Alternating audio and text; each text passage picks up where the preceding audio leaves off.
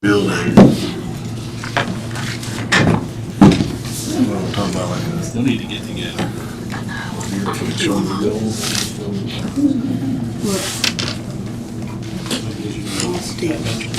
That's all. I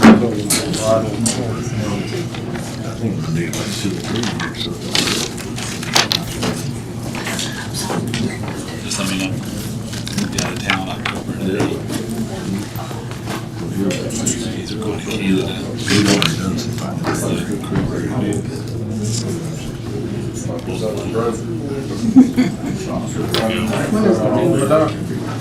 Say that on your phone? That's the 17th. Y'all ready? Lori, are we ready? Vicki, we're ready. I'd like to call this meeting to order. I'd like to let the record show all the aldermen are present. Is there a motion to accept the agenda? So moved. Got a motion by Alderman Hinton, second by Alderman Wade, all in favor? Aye. Opposed? All right, so first on the agenda is to authorize the mayor to execute the contract with C-Spark Lights for the Light Up the Oaks Holiday Lights installation and removal. Is there a motion to authorize the mayor to execute the contract with C-Spark? So moved. Second. Got a motion by Alderman Wade, second by Alderman Stennis, all in favor? Aye. Any opposed? All right. Second is approve the 2025 Cruising the Coast special event permit with the road closures mentioned. Is there a motion? So moved. Second. Got a motion by Alderman Wade, second by Could we have a little discussion? Alderman Messenger. Discussion. I've gotten some reports from people in Bowen. They can't get out of their driveway because of parking in front of their driveway on the opposite side of the street. And today I got something from somebody wanting to know if Bowen could be a one-way headed west because the residents on the street have such a problem with passing by, getting to their houses, people parking on one side of the street and no room to pass another car when there's a parked car. And I was just wondering, has that ever been looked at, or have we ever dealt with that? As far as a permanent one-way, No, just during the festivals. I don't recall us ever doing that, Chief. Do you? I got your text earlier. Yeah. I can come up and speak if you'd like on it. Yeah. Would that require a temporary ordinance change, or would it just be a temporary? It would just be temporary for the event. So my first thought on it is we've never done one way. So we do add additional no parking signs at the main intersections to try to help that area. It's kind of one of those, especially like if you take Peter Anderson into Gord, you're trying to mitigate a fire hose traffic on that. It's just so much. So my thoughts on going one way on Bowen is that even if Allen put barricades out with signs, you're going to get vehicular traffic that's going to go around them and cause issues.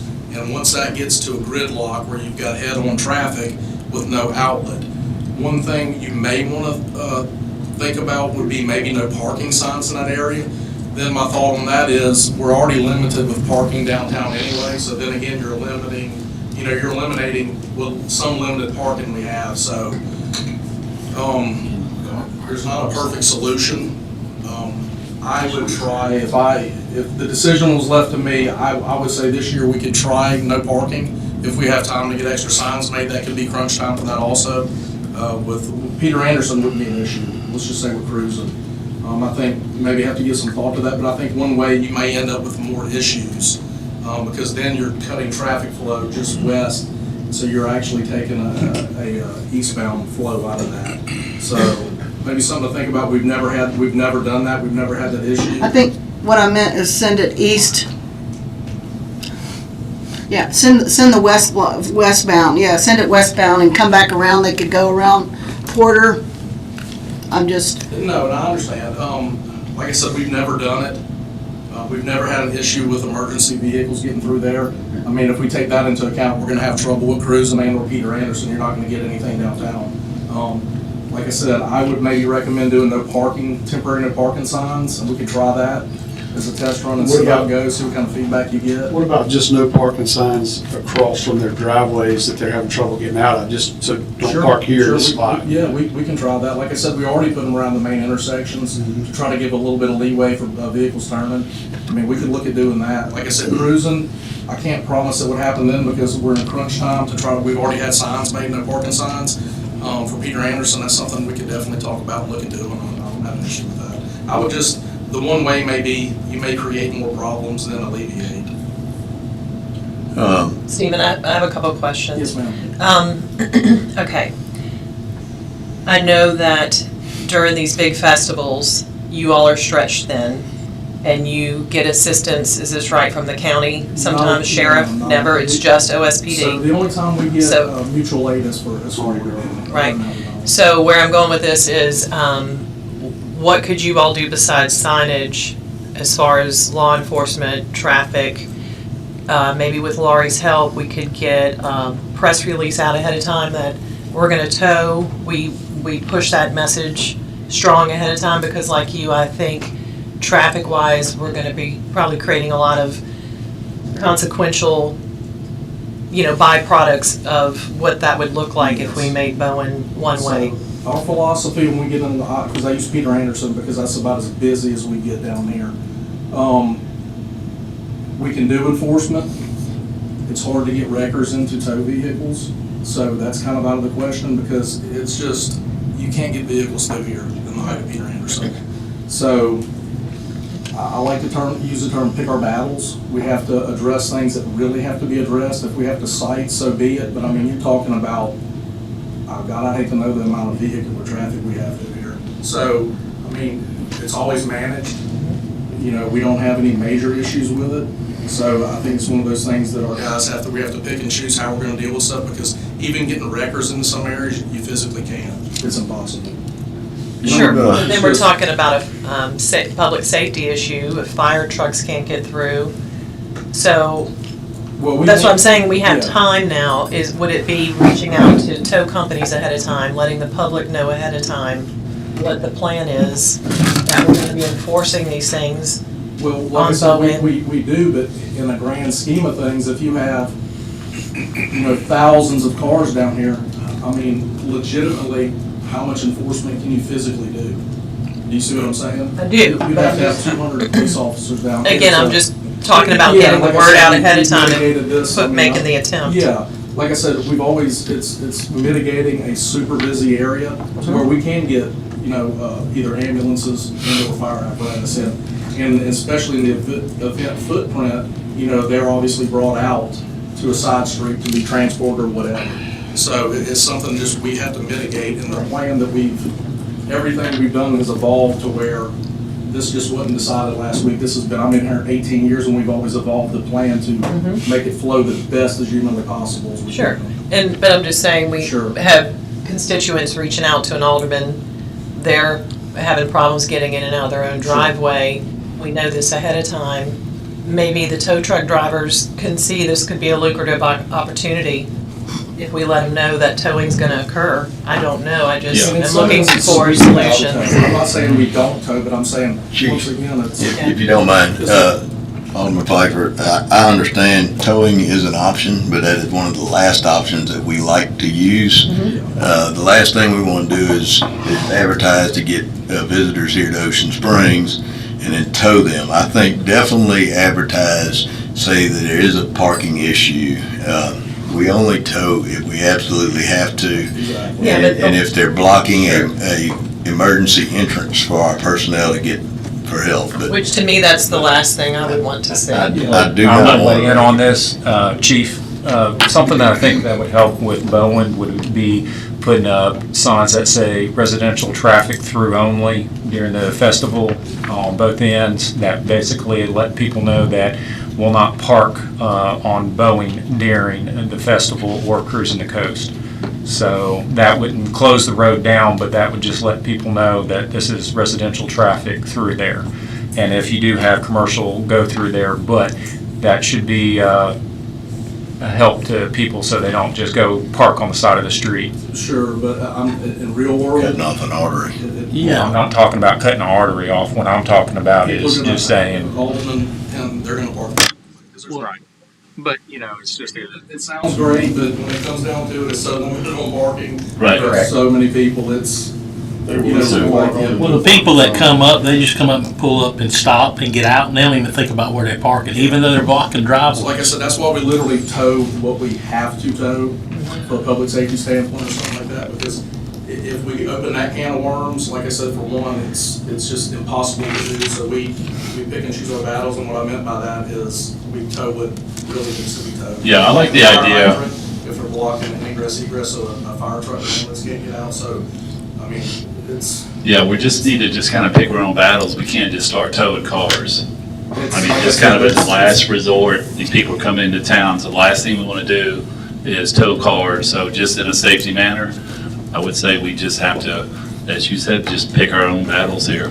We've never had an emergency somewhere, whether it be medical or something like that, where either fire apparatus or ambulance could not make it. I've never had that issue here. So- And I hope we never do. I pray also. We've always kept those clear, that's what I'm saying. That, Absolutely. we definitely tow those vehicles that are blocking those. I think at a minimum to help Karen's constituents out down there where they're having trouble getting out is we block spaces Yeah, across from pretty much driveways, yeah. Yeah, I think that's the minimum that we do to start and see how that works. and like I said, we can move forward with that. We'll have plenty of time for Peter Anderson. We can get signs ordered if we need them, just strictly no parking. I don't know exactly how many we have. I know we have the different 3:30 PM, 3:30 AM, and we do have some no parking, but we can work when we get those purchased, and we can put those out there in those areas. And like I said, trial and error, give that a shot, see if things flow better this year, if that helps out, and move forward. Thank you, Chief. Yes, ma'am. What about considering even maybe parking on one side and not the other?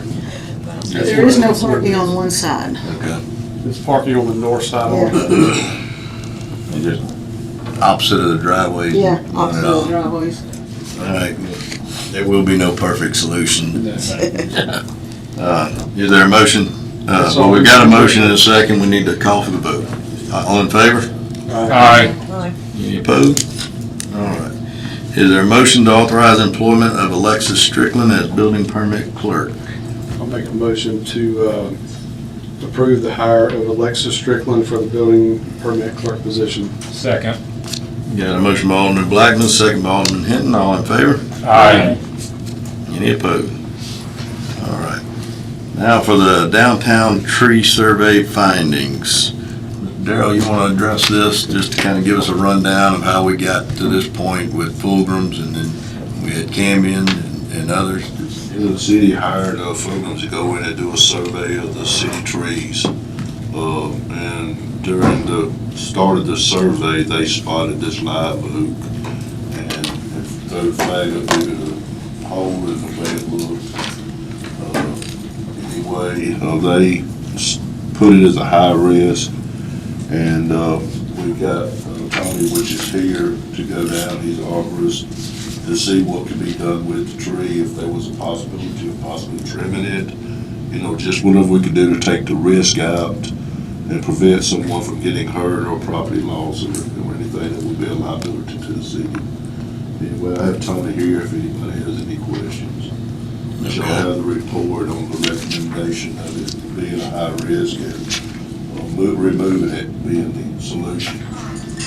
I know when you contacted me last week, I think it was Thursday evening or Friday, about the Fulgram's report, and you reached out to Mr. Tony to come take a look at it and double check and see what his thoughts were on the tree. Hopefully, we were hoping to trim to get through all the holiday season. But We, what was it, Thursday?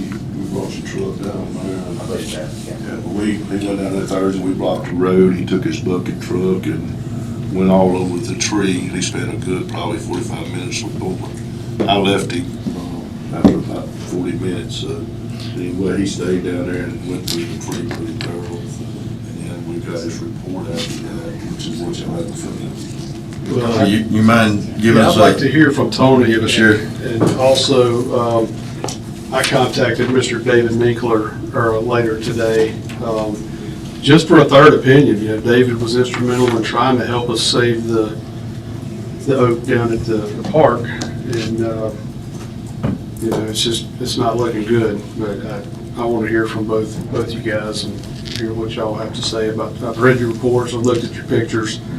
I'm just hoping for some way out of this with not having to take it all away. Basically, when we look at a tree, we're doing a tree risk assessment. A couple of things we look at. There's a matrix that we use for a tree risk assessment through ISA. Number one is likelihood of failure. Okay, we determine that the likelihood of failure of this tree is probable to imminent, which is the higher end. As you can see from our pictures, we've got some severe cavities. The bulk of the damage is being hit by some of the vines that are on the tree, so it really takes you getting in the canopy and looking at it and see what we can find. We've got some stem damage going up the main trunk of the tree. As you can see where it looks like that arrow is, I didn't mark these up, so I'm just trying to follow along.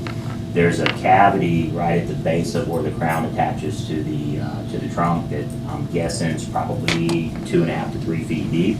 So all of your main scaffold branches are actually attached to a point of failure. The tree looks healthy, it's got plenty of green on it, but being healthy and being structurally stable are two different things. I did a tree assessment on this tree back in June, I believe 21st of 2009, and I went back and looked at that report, and it's really no different than what I recommend now. The other part of that tree risk assessment is the consequences of failure, so we look at the target. Obviously, downtown Ocean Springs has a very high target. We've got pedestrians, we've got buildings in this case, sidewalk just beneath here, we've got vehicular traffic. It's a main hub for all of the events that happen downtown Ocean Springs. We know the vendors set up directly underneath this tree. So with taking all of that into account, we go through the process. We're looking at, like I said, probable to imminent on likelihood of failure, and the consequences of that failure in both categories come out to extreme. So in that instance, we look at, okay, can we reduce the crown? Can we make this less likely to impact the target? If we take every scaffold limb and every stem out of the top of this tree, you're going to be left with potentially one, possibly two branches. That's not going to sustain the tree to start with. Beyond that, the ones that are left are still connected to the trunk in a fashion where it's this, you can't tell from this photo, but that cavity goes down below where those attachment points are. So essentially, those scaffold branches tie into the tree at the void, where you've got Absolutely. basically just wood on either side holding those scaffold That's right. branches in place.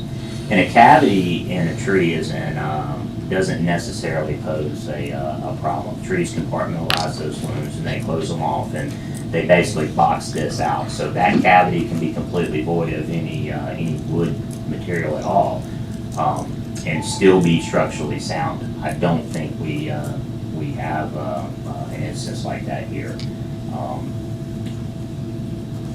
It's very difficult to find anything positive in this tree, especially given its location.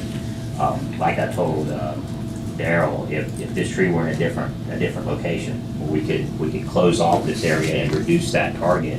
This tree may stand for another 20, 30 years, potentially. But there comes a point where you have to look at what is that risk? What happens if we fail, and what are the consequences of? And that's why we have guidelines through ISA that we go by to help us determine this. It's not something we just go out and say, well, there's a cavity in the tree, we can take it down. There's a process. So with all that being said, my recommendation can't be anything other than removal at this point. We're in, like I said, a different part of the city, and we could fence off an area and make sure that we didn't have children and vendors and vehicles, and et cetera. Then maybe we could save this tree and let it run its natural course, but it's just in a very high target area, and there's nothing else that I can say. I believe I've had at least 2 other arborists that agree with my assessment. We also, that one limb that goes out over Washington, that's no small limb. It's not. That is a large, heavy limb It is. pulling on the trunk of that tree.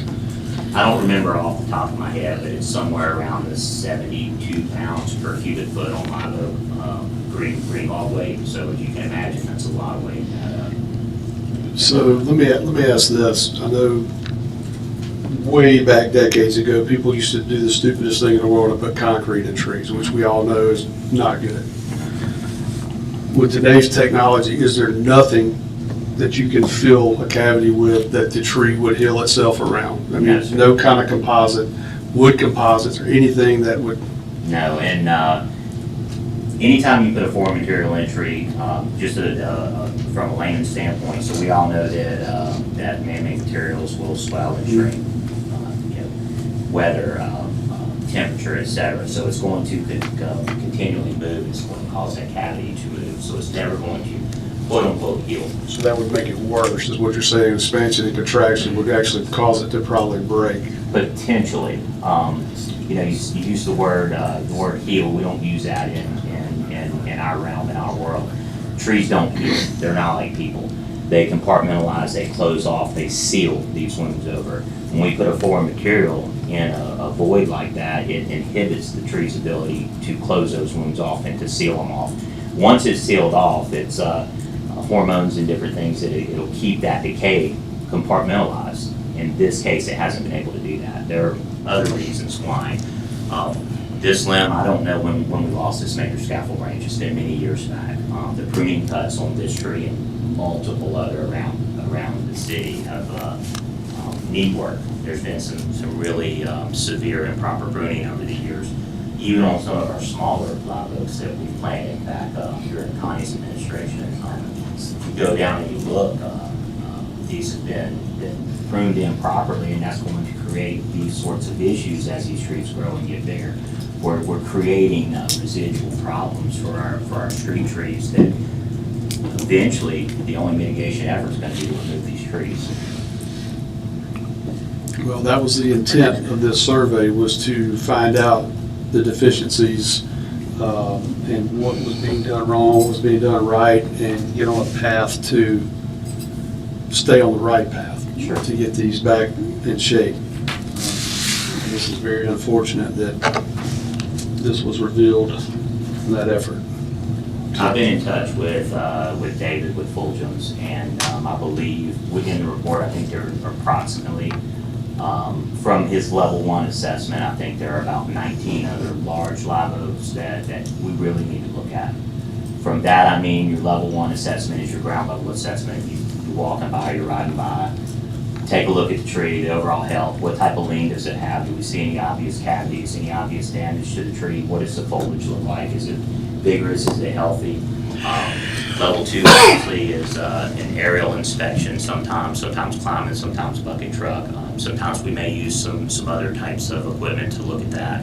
Level 3 is where it gets real advanced, where we say, hey, we've got a real problem here. We need to really dig in and see what we're dealing with. It may be root excavation or resistograph testing or something along those lines. We can really see what that live tissue looks like in there and see what our risk is and what we're determining. So I anticipate there's going to be multiple other trees in coming weeks, months, years that the board really needs to consider having an arborist look at. So Tony, that's what I was gonna ask you. I did some little research before the meeting as well, and one of the questions I had was a level 3 assessment, which you just described. Was that done with this tree in question? This was more of a level 2 combination level 3. We didn't get into root excavation and things like that. What I can tell from my level 2 assessment is it's pretty solid. There's, if we wanted to see requested a level 3 assessment, I can tell from experience. I've been an arborist for over 20 years. I've been in business for, I think, this year makes 28. I know what I'm looking at here, and a level 3, even though I'll be glad to do one, is most likely not going to change anything.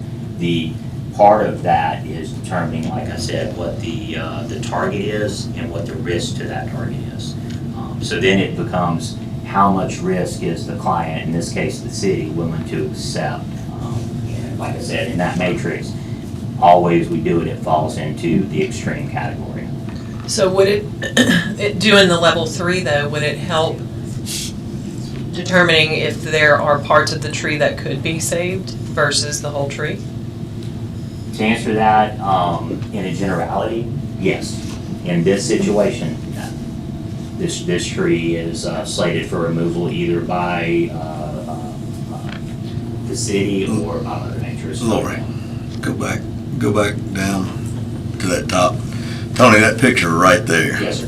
that is actually the top It is. limb. And that void in the top of that goes all the way down. It goes all the way down into the main trunk. You can see that cavity that goes all the way up towards the top of Lovelace. I still call it Lovelace. And then into the initial cavity where the crown is spreading from the trunk. So there are multiple cavities, not just one. What we see, if you can look on the edge of this, you see how it's kind of rolling around? That's what we call callus tissue. That's the cambium layer. That's the actual live tissue of the trunk. So it's trying to seal over these cavities, but the cavity is too severe. It's never going to be able to close that off. And the same thing we're looking at down in the main cavity, which is, like I said, 2.5 to 3 foot deep at my best guess. It's full of debris at this point. We would get in there and dig all of that out. We would find probably soft tissue. And I'm surprised it's even still standing at this point with the weight that it's dealing with. I know our initial thought to get you over there was to try to top it out, trim it up, and keep this tree. Sure. We really want to do anything we could to save it. And it's hard to hear that we do have 3 arborists that have looked at this tree, and it sounds like there is no saving this tree. Unfortunately, I don't think there is.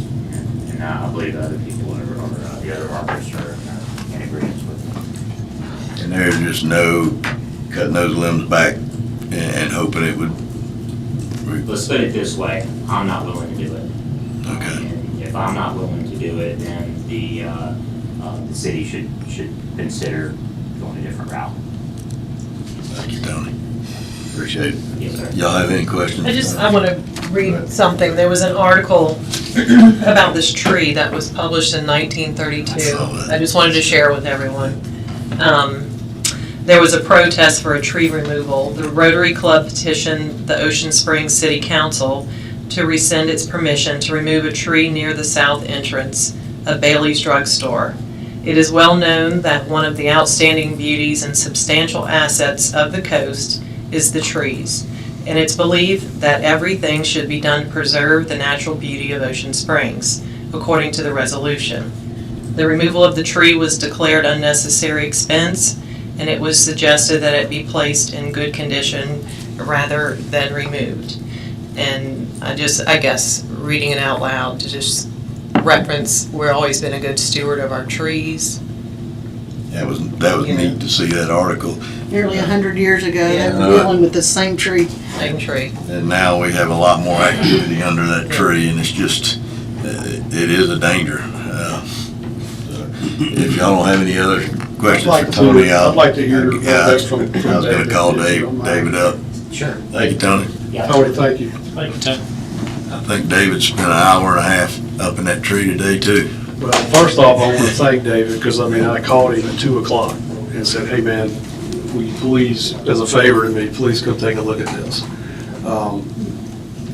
Because, that David and I go way back, and I respect Tony, I respect David, and I just wanted to hear from both. And the Fultons also, great guys, and we always want to look for another alternate possibility rather than just cut the tree. And I said, David, find me something. Find me something, please. Well, I thought I had something. It's not on. Okay. I thought I had something when I first looked at it, but the more I looked at it, I've been concerned about this tree for 18 years. It's sad. I want to hold on to every old tree that we've got, but like Tony was telling you, the main branches that come into it all connect into a void. And you call it cavities. It's hardly a word for it, because you look right through it. There's very little wood holding that up. And as much as I'd love to find some way to save it, it's just a huge risk. There's just no telling when it's going to come down. But it was the scariest tree I had to deal with. I mean, for those of you who don't know, I mean, you've been around a while, but I was the first city arborist here, right after Katrina.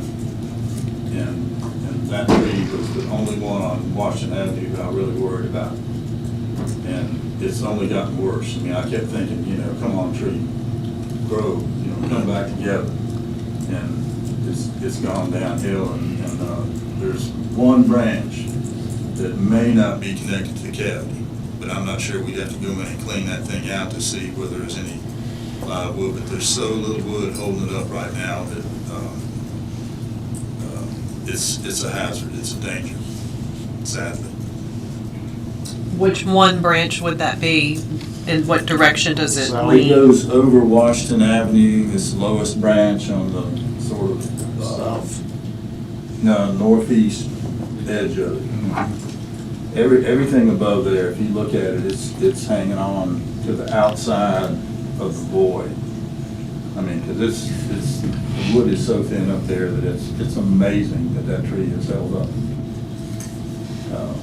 So is that one consideration versus removal? Could there be this intermediary, try it and see, or? You could possibly take it down to, I mean, you know, I think you'd have to, Tony would probably take it down from the top. If you look at and I have the perspective from being able to look at it from the air, from the ground, what Dave is saying is correct. If you get in and look at the cavity, that's actually one of the worst sides of the cavity. If you can get in there and actually see what he's talking about, when you get an aerial perspective, it's completely different. And there should be some photos in there that shows that. And I couldn't get up in, I just ran over here this afternoon on the visual inspection, but the visual inspection, like I said, I've been worried about that tree for 18 years, and it was just worse than I thought. And, you know, I wish I could have come up with some solution, but every branch, I went through every scenario on every branch. Even the branch on the backside where the top has gone out of it, the one branch that's connected that you might leave is connected badly. It's coming out sideways. So, you know, there just wasn't any good alternatives with it, so. Well, I thank you much, David, for coming and taking a look at it and giving us your perspective, and that gives us 3 arborists within the last couple of months that have looked. And, you know, it's a tough thing to do, but, you know, we asked for this survey to give us hope for these trees, to fertilize the trees, to bring them up, and hopefully keep the rest of them. But this one is just too far gone, it sounds like, to do that. So hopefully we can find a large tree to replace it if this board decides to go ahead and remove it. I mean, we could cut and try one limb, but with what what Tony just said, it doesn't sound like trying to save the one limb. You would just end up with a stump. It's probably connected to a cavity underneath, you know, and you'd be in the same boat. And I wouldn't put the biggest tree you could in there. I'd go smaller and let it down. Let it grow. Yeah, let it grow. And going forward, as Tony said, the most important thing is to properly care for the trees. Get ISA certified arborists to do your pruning, so that, you know, bad cuts just don't happen in the future, and just work forward and try to take care of them properly into the future. You know, that's the important thing, is just don't let any bad cuts or bad care go on in the future. Yeah, thank you much. You will. Hang on just a minute, I got a Yes, question. Yeah, I just got a quick question. If the tree comes down, what is the timeline on waiting for the ground to be prepped for a new tree? I mean, is that right away, or is that, you gotta give it some time? Drop it right on the stump and put it in fairly soon. I mean, could it been the soil that's made the tree over the years decay, or? No, I mean, one of the problems on that particular tree is they planted I guess it's a climbing fig maybe. I'm not sure exactly what species of vine that is, but that thing's been covered with vines, and I hammered on them 18 years ago. Cut those vines off of that tree, because the tree was actually in worse health years ago, and that vine has leaves that look like live oak leaves, and so it actually looked like the tree was doing better, but it was the vine. And today, when I was trying to get in to find the tree, I mean, there's like 3 or 4 inches of vine on the east side of the tree before you could even find the tree. I mean, there's a a wound and a cavity on the side, on the northeast side that is just filled up with this. I mean, the vine is actually growing out of the tree. The vine has not helped the tree. And I would say, please take all the vines off the trees on Washington Avenue, any of the city trees that you can. The tree north of it is covered with it the same way. Come on. Yeah, you know, but that cannot help. I mean, the amount of insect damage, insect frass and stuff I saw today was a very bad sign, because that's indicative. The tree is stressed and it's drawing the insects in. They're eating dead wood and live wood, and it's, it just shows that it's stressed, and I think that vine is part of the stress. I mean, if you go look at it, it's mostly vine on the east side. I mean, you can hardly find some tree. Well, I appreciate that, Dave. Thank you much. Tony, thank you. Thank you. It's okay on the vines. Sometimes we air gap vines and they'll die out, and once they die out, we can actually pull them out of the tree. One of the things we have to be careful with, some vines are what we call parasitic. You can cut them at the base, air gap them, and they're not getting their nutrients from the ground, they're getting their nutrients from the tree itself. So a lot of times pulling that stuff out causes more damage to the bark and the candy tissue than leaving it in there. So there may be other mitigation efforts. So I would encourage, make sure if we get Public Works involved, that we don't go and they just start pulling all this stuff out without having an arborist look at it. We can actually cause a lot of damage by doing that. It's best to cut it, let the vine die, and then pull it. If it will die, some of them won't. If they're parasitic and they're actually receiving their nutrients from the tree itself, they've rooted into the tree, they're actually pulling from the vascular system of the tree and cutting and air gapping at the bottom. It's not going to always do that. If they do die out, great. Let them fall out or pull them out. But pulling green tissue out is sometimes more problematic. I think there's only one other tree with that vine on it on Washington Avenue that I recall. So maybe we need to, if whatever we do with this tree, that should be part of it to address the vines on the other tree also. We don't have a big crowd here tonight, but we normally don't take public comments for a special call meeting. But if anybody in the audience would like to address this board just to speak about the tree, you're more than welcome to. If not, we're going to go ahead and move forward discussion amongst the board. Glenn, you want to come over?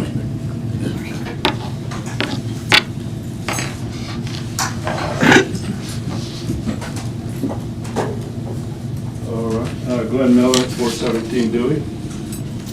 Yes, I've been looking at the tree too. In fact, went down there just this afternoon to make sure I look at it really well, This reminds me of the things that went on at the Fort Marposh oak. Tree is perfectly healthy, that tree had a big, top on it, full of leaves, looked good, but, it's a liability. And, I don't understand that, really. Don't we have insurance? Are we covered? Lemon molar? As I understand it, we're covered, right? They're our insurer, right? They insure, yes, Glenn, but We're not covered if a tree, the limb falls on the car? I don't know how much you can cover a life is the problem. A life of a human being that would get hit by that tree would be the problem, Glenn. That's kind of hard to. Well, like the arborist said here, the tree could live on 20, 30 years. I mean, how long has it lived? Since the 70s? It was probably very similar, But, I don't see the extreme necessity to chop the thing down. It's not going anywhere. And like Dave said, it went through Katrina. It's saying doesn't look that healthy. If you look on the east side, it's full of leaves, big top on a crown. And if you're really worried about it, I think there's got to be systems to support it. We advocated for that for Fort Mariposa. We would put races. The terrible limb that was going to fall on the water pad, whatever it was, the kids' playground. That lethal tree limb that was going to fall on a child. We came up with all kind of ideas to secure it then, to worry about it. and let the tree live. This is my point of view. Are we like Chicken Little? You know, sky's gonna fall? Any limb could fall at any time? We're like paranoid now, we're afraid of our trees. The insurance companies tell you, well, that limb's gonna fall on your house. You know, right away, you better cut it down, or we're gonna drop your insurance. That's how bad it is, And this kind of fear and paranoia of the trees, didn't we grow up with the trees? Aren't they, part of us? So I would get away from this fear and paranoia. And I respect the arborist, he, doing his job, but I think it's, it's excessive to cut a tree that size, that diameter on Washington Avenue. And if you do, there's gonna be a big reaction. You've gotta know that. Well, politicians, you should be thinking about that. All right, that's what I have to say. Thank you, Glenn. I think the last thing anybody would like to do is cut that tree. Nobody wants to cut it. Pardon? I think the last thing anybody wants to do is cut that Well, then tree. don't do it. No, Don't do it. just have to. Just say, we're covered, we got insurance. Anybody else like to address the board? No. Okay, have a discussion amongst the board. Yeah. Tony, I got a question Yes, for sir. both of y'all and everything. So, looking at the tree, it has issues with it. I've seen the work that you've done through Ocean Springs and other communities and saving trees and cabling them together and stuff. This is an instant with this tree is, it's past that point of being able to tie it back. What about if we go one step further in the major limb that is overwashed and take that back and clean the vines off the tree if they can be carefully removed to get a really good look at the tree and then move forward with that? That's just a question. I didn't hear that, could you repeat that? Do you mind going to Sure. the podium one more time? The Sorry. microphone's not working, we can't hear that. I know, sorry. That's it. You want to repeat it? Yeah, Glenn, can you hear me? Yeah, you can go sit over here A little bit now. All right. So my question to Canby and Tony is, if the tree can be taken back on that limb that is overwashed and that presents the issue, and have the vines removed off the tree to get a true look at the tree and see what condition the actual trunk of the tree is, along with, this is all about public safety. Tony has gone above and beyond with other trees in the community of cabling them back to try to preserve them. It hurts my heart to see a tree taken down. My neighbor on Forest Hill Drive had the second largest live oak in the state of Mississippi. Tree split in half. Tony came out and tried to see if they could save the other part of the tree. They could not. But I'm all for looking at the tree and making a really good assessment of it. If the vines can get off of it, take that limb that is overwashed and that presents the major issue currently, that is my question to Tony. I know that, I see. I think that's, We should, yeah. Glenn, he's talking All to right. Tony. Just, I think he kind of addressed that in his report, that all those limbs are on the void. That's, Yeah. A couple of things. So if there were any mitigation efforts that I saw, that I felt comfortable with, I would have put it in my report. It makes sense that that's the route to go. In this particular situation, the answer is, I'll be a firm no on that. I just don't see anything that's going to help us save this particular tree. There are, Mr. Glenn's got great points. Nobody wants to see one of these large trees come down. Lord knows I've had to be involved in multiple of the years. Fixing the way that we do business with our tree contractors and the way we do business with Public Works does a fantastic job. Some of these guys that are pruning these trees for clearance, et cetera, maybe some education, maybe being proactive in what we do prior to being reactive and looking at these trees when they're, as I say, these old live oaks are kind of like my grandparents. They don't like being messed with. So when we start taking 80-90% of the crown out of these trees, there's just no hope for them at that point. Glenn brought up the tree at Marpole. Okay, he's got a great point. The tree at Marpole was fine until we moved the target to the tree. Once we move the target to the tree, then we have no choice but to look at the matrix that ISA has created for us. There's a reason that we follow this matrix. There's a reason that we do the things we do in the order that we do them. We often make, and the public often makes decisions from an emotional standpoint. It's easy to do. You're looking at these big, beautiful live oak trees, and we don't want to see any of them gone. Well, we have a process that we go through to determine whether this is something that can be saved, this is something that we can mitigate that target. Can we reduce the liability to people? You know, we talk about insurance. You know, it's great to have insurance. We all have insurance, but I'm not going to be the one to tell the family, hey, I'm sorry that, you know, your relative was maimed or worse from a tree coming down, that I stood and said, this tree is safe and it's fine. Or if I look at it and say, well, this tree's 300 years old, I'm not going to take this tree down. At some point, when we're in an urban environment, we've got to go through A, B, C, and D and determine where we come out. And in this case, we're looking at, you know, it's in both ways I look at it, it comes out to an extreme danger. And I can't make the determination whether this tree comes down. That's for the board. And you make those decisions based off of your, you know, your internal processes and what you feel is right. All I can do is give you the information that I have in hand. The tree you referenced on Forest, well, do we know the reason that tree had to come down? You know, the canopy, if I remember correctly, the canopy was somewhere around 180 feet across. Huge tree. I had to use 2 cranes to take that thing out. It came down. We lost that tree because of a bad pruning cut in the crown, right at the base. Exactly like what we're dealing with here.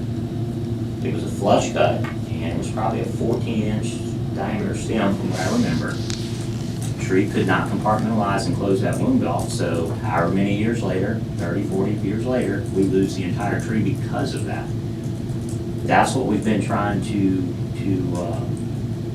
redirect our thinking, is not everybody's qualified to work on live tissue. Not everybody is qualified to work on live oaks. When we're pruning these trees, there are consequences to what we do. It may not manifest now, but it's going to manifest later.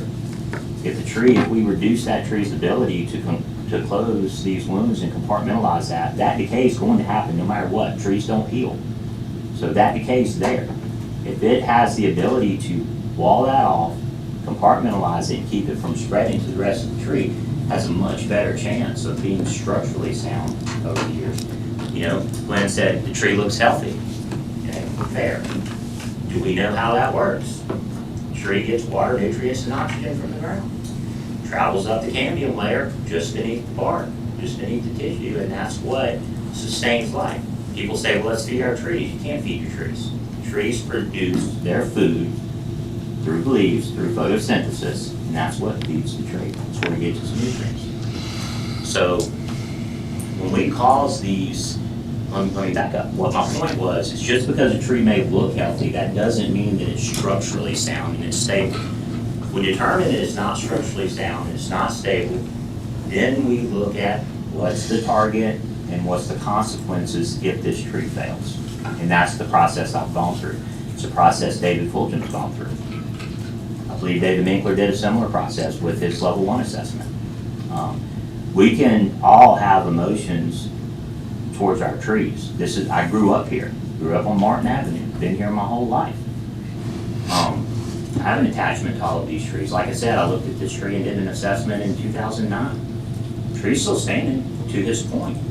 But at what point does that risk outweigh the reward that we get that the tree is there? Again, that's a decision for the city. It's not a decision for me or either one of the other arborists that's looked at it. give you the information based off of my processes, and the processes have been laid out in front of me, and we follow those processes. And what you do with that is beyond my scope. Like I said, if this tree were the marpole tree, or we'll take the marpole tree into account, there are some other things we could have done there. We could have moved those targets. We could have moved the splash pad. We could have fenced that off. There are other things that we may have been able to do. I don't think we have that option with this tree. And we're gonna close down the intersection of Government and Washington, you know, maybe.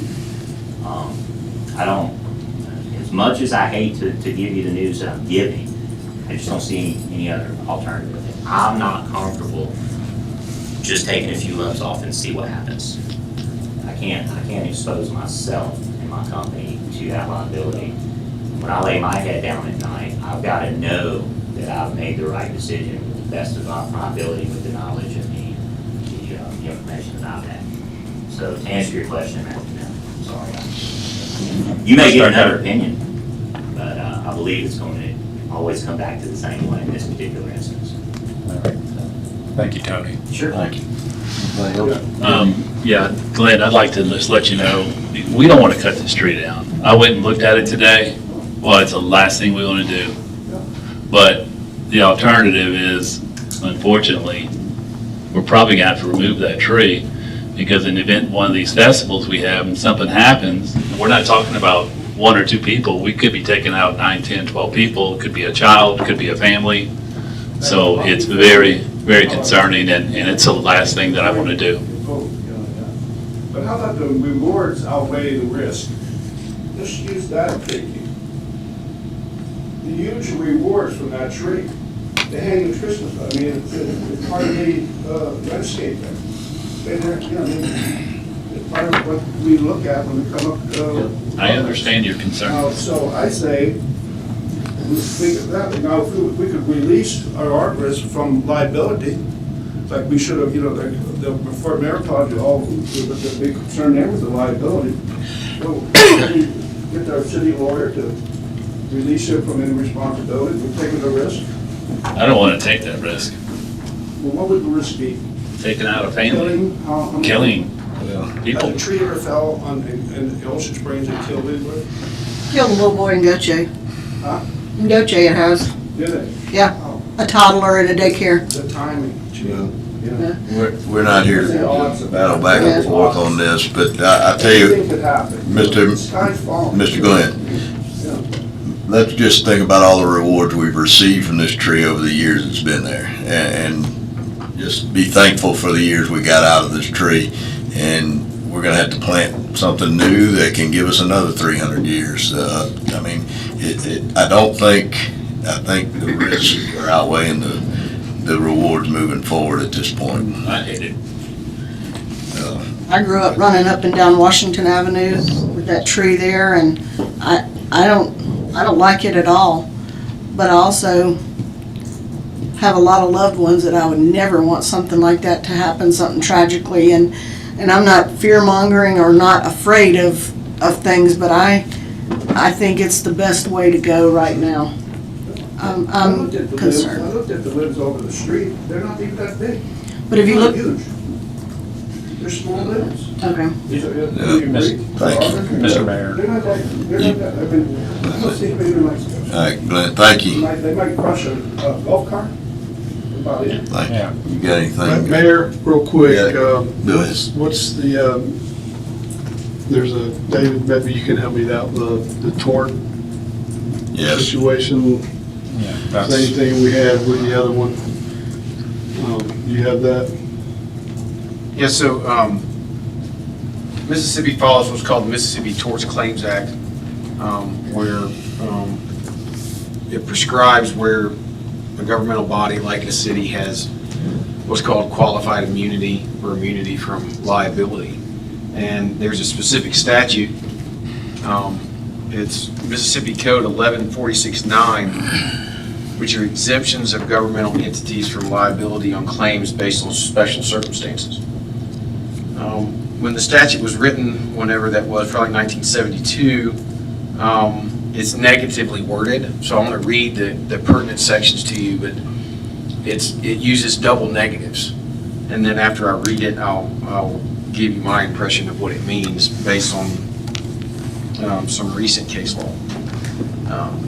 So 1146.9, subsection 1, says a governmental entity and its employees acting within the course and scope of their employment or duties shall not be liable for a claim, and then it lists a bunch of special circumstances. And the one that applies here is subpart V as in Victor. It says, arising out of an injury caused by a dangerous condition on property of the governmental entity that was not created by the negligent or other wrongful conduct of an employee of the governmental entity. That's not what we're talking about. This isn't something that has been created. Or which the governmental entity did not have notice, either actual or constructive, and adequate opportunity to protect or warn against. Provided, however, that a governmental entity shall not be liable for the failure to warn of a dangerous condition which is obvious to one exercising due care. So like I said, it's negatively worded. So if you take those double negatives out, what the Supreme Court has held in the most recent case of Wechsler versus Lincoln County is that a governmental entity can be held liable if you have actual or constructive knowledge of a dangerous condition and an opportunity to fix it, and you don't.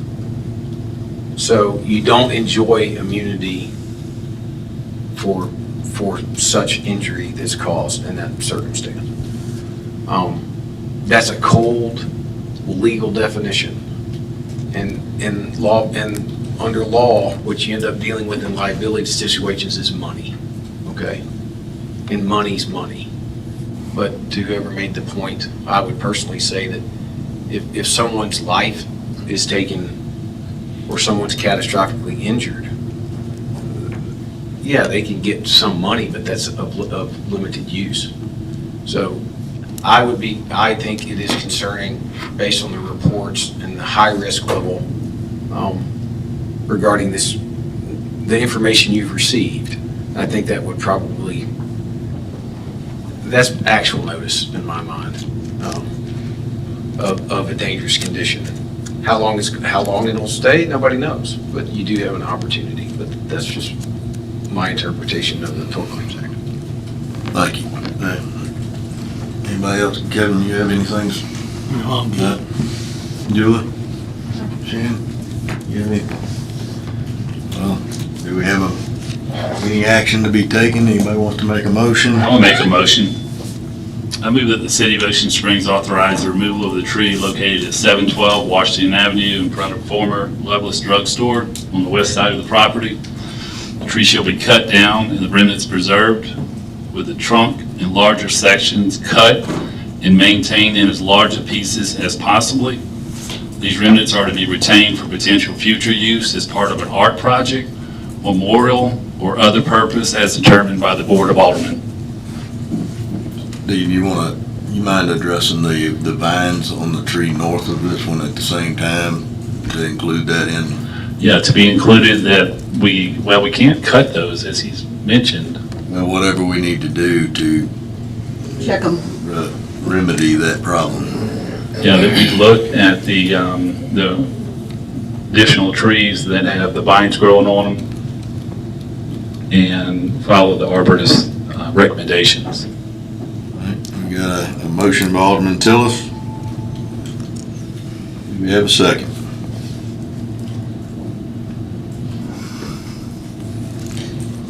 All right, the motion, do we have a second? I'll second. We have a second by Alderman Tillis. All in favor? Alderman Stennis, that's it, Tillis. Alderman Stennis. Okay, all in favor? Aye. Any opposed? Nay. You got that, Vicky, all right. All right, the ayes have it. We will have to move forward with getting quotes to remove the tree and My babies. move from there. Thank you. We can Need a motion to adjourn? Well, can we just talk about a little bit of what Steve brought up, just to kind of shoot some ideas around? I made a few calls today, heard from a few people, reached out to me, I'm sure you all did as well. In light of the tree coming down, we have already received an offer for an oak tree from Ray Belandi, and he sent a picture, not a huge one. I'm sure we can leave that up to somebody to examine the health and condition of all that. Art project, I've thought it would be a good time for artists that may want to get involved. We can get some really good photographs of the tree. And since this is one of our oldest residents, maybe we can do something before the tree comes down.